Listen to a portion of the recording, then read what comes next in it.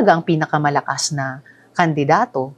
Mhm. So, kung pipili kami ng kandidato sa hanay namin at mag-unite kami sa kanya, kailangan maging kasing lakas ng kandidatong iyon at kalaunan maging mas malakas sa kandidatong iyon.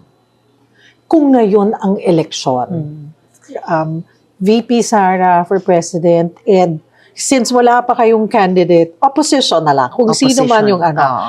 ano, bakit mas dapat kayo ang piliin over her? Ano ang meron inilalatag ngayon ng opposition, maipapangako ng opposition sa sambayanang Pilipino? I think yung maipapangako ng isang united opposition candidate is something new, something better. So, hindi pag-uulit sa isang nakaraan na nasubukan na natin, kundi something different and better. Kasi dapat naman siguro sa pagsulong sa kinabukasan, oo, maging bukas tayo, panatilihin ang mga mabubuti mula sa nakaraan. Pero, iwan din natin yung mga lumang bagay na nasubukan na natin na we want something better.